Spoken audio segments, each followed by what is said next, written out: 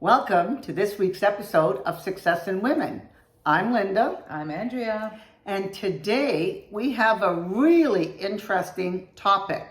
But before I even get into what the topic is, I want to share a little tip instead of Andrea giving you the weekly tip, because it was just something that I was watching on YouTube and it got me thinking as well as motivated. And I always had aspirations, and I have aspirations of living to be a ripe old age. Me too. And you might ask what that is, because some people, they want to die, they have a particular number in mind and they want to die. And I know people that are like, yeah, well, I don't care, anytime, it's fine. Wow. But I do a lot to try to keep myself healthy because I plan to live beyond age 100.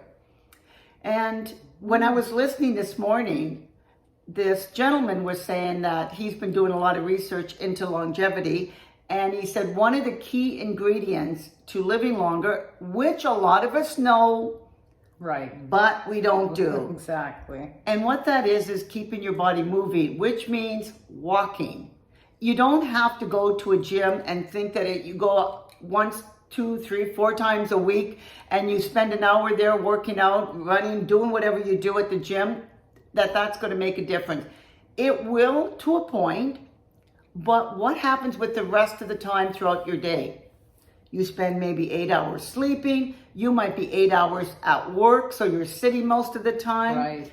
You come home, you relax, you're having dinner, then you go in front of the TV, and you start watching TV, but you're sitting. Right. And if you have to commute, you're probably sitting either on public transit or in your car. Exactly, definitely. And as much as we know we have to keep our bodies moving, we're not doing it on a regular basis. No. So actually, after I got showered and dressed this morning, first thing I did was I went for a walk around the block. And because I know I have to do it in the sense in my mind, but I haven't been doing it because I get lazy and I've always got other things to do. Other things to do, I was going to say, yeah. We're making that priority. We make excuses to not go, well, I better do this little laundry. Oh, I better, phone somebody or on the iPad. Pay a bill or, call my daughter. You're always making excuses. And I was telling Linda that a friend of mine asked me to go walking actually it was on Thursday or Friday. And I really couldn't because we had things to do. And I put it off 3 times now, and not on purpose, I think, but because we have the filming, we have different things to do. But I'm hoping that this week I will go because she walks every day. And I said, I haven't walked in years. And she says, don't worry, I'll get you in shape. I said, okay, so and it's true. Once you get started, yeah, that's the key. Just start. It's like if you try any kind of like Weight Watcher program or anything you want to do, just take that first step. Make that one meal that's not full of calories and fat. But it's why I went out for the walk. Good for you. Excuse me, right away. Well, maybe you'll come with us. Well, maybe that'll be a double motivator for me. The thing is, I do like walking. I just find excuses not to go out. And my Fitbit will go off and say, oh, so many steps for the hour. And they're only asking me to move 250 steps an hour, which is nothing. Right. And I'm still not doing that. Right. So I'm making the point of actually getting up. And I think what I will do now, which I used to do in my little apartment back in the city. I used to, when I was on the phone, I would actually go and I'd walk pace. With the phone. Mm-hmm. So that I was actually getting steps in, because a lot of times I was close to getting my 10,000 and I really wanted that goal. Right. So I would be on the phone and that person was keeping me company while I was doing my little trek in my 400 square foot condominium. And, but I got my steps in. Good. And I always felt good doing that. And I think that, if you want to keep yourself healthy, you need to move the body more. Right. That's key. Yeah. I mean, you get so many health benefits. It's unbelievable. That's true. So I better get my butt out there. Yeah. Yeah. Anyway, today we're going to be talking. I'm going to let Andrea introduce you to the topic because this was something she just discovered online. And we've had some conversations about it that we want to share with you. Right. Well, last, I don't know, 10 years or so, our generation, the baby boomer boomers. generation, we look at the younger generation and we say, what's going to happen to this world in 20, 30 years when these kids are in charge? And look at them, they don't go out, they sit in front of the computer and they play games, and what is this world coming to? And I thought to myself after, I happened to see something last night on Instagram, and it was a man talking about generational changes, and he classified a generation as 80 years. So we're the baby boomers, then there were the millennium.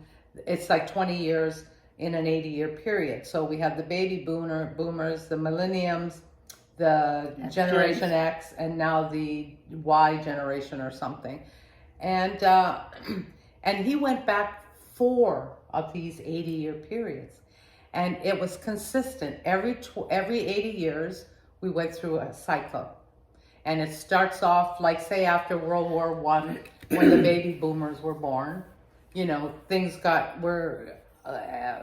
America was doing well, and the production was up, and it goes like this, and then you get into it starts going downward, and then you're in a crisis, and then the crisis lasts for 20 years, and then it rejuvenates again, and a lot of times it could be like a war or whatever is the crisis. And then I thought to myself, you know what? He's so right, because I remember my parents saying to us, because in our generation, we started not wearing our bras. The boys started wearing their hair down to here. The drugs were coming in left, right, and center. The music was turning from Pat Boone to Elvis Presley. And it was just a shock for them.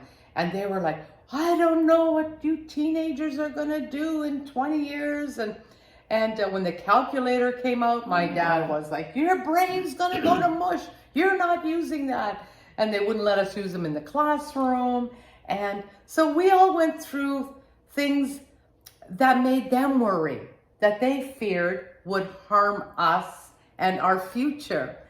And then I thought, you know what? We all turned out pretty good. Okay, there's the odd one here and there that maybe took too many drugs or never did cut his hair. I mean, I have friends today my age that still smoke pot every day, and they're functional human beings. And now it's legal in Canada. Yes. So, and so I said, why are we worrying so much? Why are we stressing over this new generation and all the technology that's coming out? And somehow it'll all work out. So I know in talking to my mom, she's always saying, and my mother's 91. Yeah. But I always say to my mom, because she's always talking about the fact, if I was doing it all over, I wouldn't have kids, because, this world is not, this isn't the world I want to bring up kids in and whatever. And I'd say, Mom, it's always been a generation of where parents worried about their kids, because there was always something going on. And I remember, not that I was alive then, but looking back at history, and in the 50s when there were street gangs, and then going back further when, your kids were like pirates. They were off to sea and looting. Look at my father and his brother at 14 and 15, they joined the Navy. What the heck? I would just be mortified. And we wouldn't allow it now, but, I'm sure their parents were worried sick.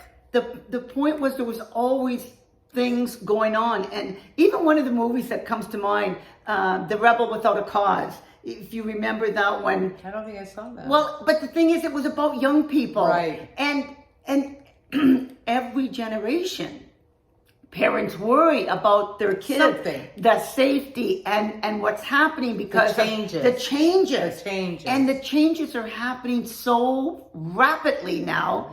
It's hard to keep up with it, but they all think it's at our detriment. But it's not, because we and our kids will get used to it because they're growing up. They're growing up in it. Andrea, you have a 4-year-old, grandchild that's literally so far ahead of where most 4-year-olds were when we were 4-year-olds, because we're playing with blocks and things with our hands. I mean, the stuff he can create because of the technology. And he can use his iPad. He knows, where to go, how to do it. And, I'm thinking, oh my goodness, but it'll help them later. Like, we think it's holding them back or not allowing them to learn. But those skills he will need in 20, 30 years, because it will be all technical, all technology. And so when parents were worrying about their kids spending a lot of time on the computer playing games, they didn't understand that what was happening. Yes, they could be wasting a lot of time, but a lot of it, they were actually growing skills within them that they could actually apply outside. And people kept thinking, that no, it was just harmful. Right. But it wasn't. And if you look around now, and maybe some of those people that spend hours on end, in front of the computer playing games, and where they are today, because in a lot of cases they're developing games. They're they're creating them. They're creating so many things from the skills that they learned. Because I remember when Pac-Man was a big deal. Oh, right. And how far now that other games have come and the challenges. It's got the brain working. Right. Brain working with the coordination. Exactly. Eye and, your senses, and get them all going and excited, and it wakes you up.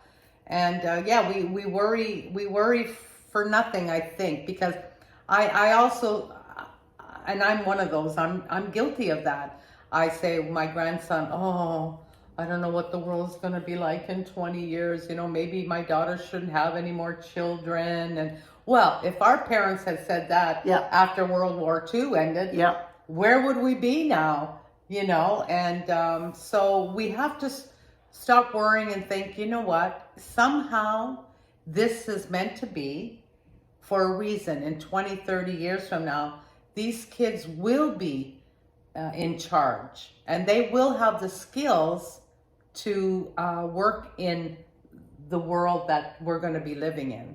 We probably won't be here in 30 years. Well, I plan to be, because that won't even get me to 100. But I don't think we'll be affected by much of what's going on in the work world. I remember also, people were worried about the fact that we were going to lose jobs because of technology. Right. But technology changed what the jobs were. They didn't eliminate. People, if they want to work today, there's jobs. Exactly. There's many, many jobs. And the problem has become people don't want to work. Some people have gotten lazy because the governments have made it easy to get money. Right. But the fact is, if you want to work, there are jobs out there. Exactly. And there will always be jobs, even though technology is changing. And with that change, these new generations coming up, they're embracing all of this. They are. And think about how much more powerful that they might be in developing, I'm going to say, things to keep the older people alive, healthier, mentally alert, all of these things, because technology is something to, I'll say, embrace. It's the and future. The changes. It's the future and the changes. And so while you're worried about what your kids are going through now, that's just the phase that most parents worry about with their children. Yes. In every generation. Because change brings that on, worry. It really does. And when we don't understand it.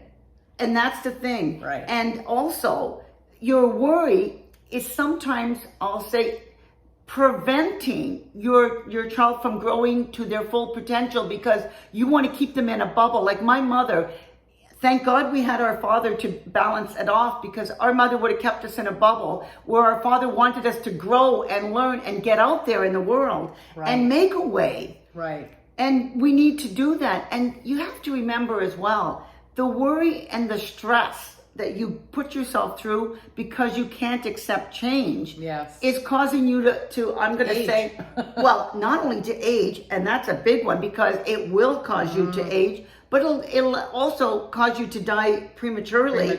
Because you're doing things to your body that are not healthy. And you can't make those changes anyway. So, I mean, they always say, don't worry about what you can't change. What you can't change. And you know what? You should embrace it. Like, sure, when Facebook first came out and Instagram, I never got involved in it. My husband used to get so mad because he's been on computers since he was very young.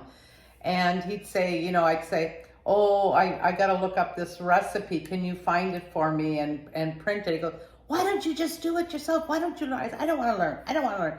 You know, the same old thing. But then, light bulb went off, and my girlfriend bought me the iPad, and I got into it. And it has helped and changed my life in so many ways. And but even to stay connected, because while you're in friends, and your grandson, my grandson, because FaceTime. You're here in Florida and he's back in Toronto, exactly, and you get to see him all the time. And like with my mom when she was in the nursing home, I used to say to her, Mom, let me get you an iPad, and because she was bored and she was upset all the time and she didn't see us, I said, Mom, let me get you an iPad. And I'll just show you the few simple things. Yeah, I can put books on there for you. You can FaceTime us anytime you want. You know, you can play some game. No, I'm too old for that. What do you mean you're too old? It would have enhanced her, and maybe she would have lived longer, because I know she gave up. Yeah, but it's interesting you mentioned that, because when I had got my mother a small laptop computer at one point, and she was playing, you know, solitaire and a few things, but then she said, you know what, I don't want it because it was confusing. It was new technology for her. She had a hard time with it. When I got the iPad for myself and discovered how easy it was to use, I asked my mom if she wanted it, and she didn't. Like your mom, she didn't. No. But I said, Mom, this is easier than the computer, so you're going to want to use the iPad. Yes. Well, we forced it on her because we bought her one. We forced it on her. We showed her. And actually, she's on Facebook. Oh, yeah. She plays games. She reads books from the library. And because she can make the print bigger, she has the light in the background, so she doesn't need to have the light on in her room. That's right. But she loves the iPad. Yeah, so that's the thing to think about too for the generation that's, say, just a bit younger than us, with their parents. Before it gets to a point where they don't want it, get them involved in it. Teach them to and be patient, because absolutely, they do sometimes ask again how to do something that was very simple to us, but not to them. And but not I to still them. ask my daughters all the time how to do this, how to do that. Yeah. And one daughter's a little bit, and the other one, she's so helpful, and she shows me how to do, you know, download songs and different things that I wanted to do. And so now I know that when I am elderly, years and years from now, I will already mastered that part anyway. So I know I will be able to entertain myself. I won't sit in my bed like my mother did and just cry and be bored and upset with all of us. You know, I'll have something to do. And who knows way down the road what will be out there for us. And like another thing was when Eddie's mother had the ALS, and she lost her speech and her hands and whatever. I wish that we knew it was coming, but we didn't think to maybe, they have now a computer where you look at it, look at, I don't know how it is, and it speaks for you. Even if we had taught her how to say yes and no on that, like what Stephen Hawking had, and it's come a long way since then. It would have been so helpful for us, for her, because her mind wasn't gone. Yeah. It was her physical body. Right. And she must have been tortured. So that technology will help. So Yeah. we have to embrace it because it will help our lives. But I like But we- what you keep yeah. saying. You say embrace. And that's the thing. I know a lot of people do not embrace change. No. And for me, change is all around me constantly. And again, maybe, and I don't know because I never had children. I don't know if part of it is when you have children that you don't want anything to change. You want them to stay small. Yeah. You want them to stay You wanna innocent. You want protect them. You want to protect them. And so you don't embrace any of the changes. But I've never had that experience, and I've always embraced change. Where a lot of people, I mean, even for me in my other life, I went paperless years before most of my colleagues ever Right, did, right. because they like paper, because they couldn't embrace the changes, and it's keeping them back. Exactly. The fact that you now were saying about when your husband was trying to get you to use the iPad and look up things and even the computer, now that you've embraced all of that, you know that change isn't a bad thing.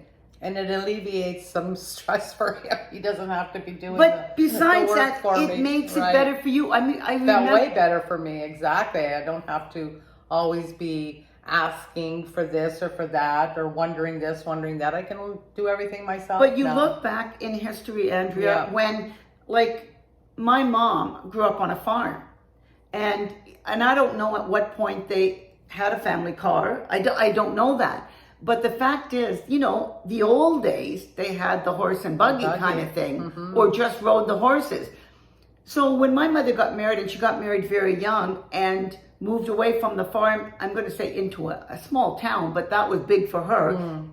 She started driving. But the fact that cars got invented, my Right. mother embraced that change of wanting to Where my learn mother to drive. never did. Your mother didn't want to, but No. that was her choice. It was her choice, but But I think I knew- it scared her. The change scared her, whereas But a lot of women did. If you remember Yes. on the street we grew up, not a lot of mothers No. drove. No. My mother was one of the few. Right. But my mother embraced those kinds of changes. right. And then even now we force some of the changes on her because we think it's in her best it's in interest. her best interest. But it is in a way, Right. because she's 91 and she's healthy And overall. so if this is the lesson that we should be learning, because that's the problem with people. We always say, if history shows us anything, but a lot of times we don't follow our own advice.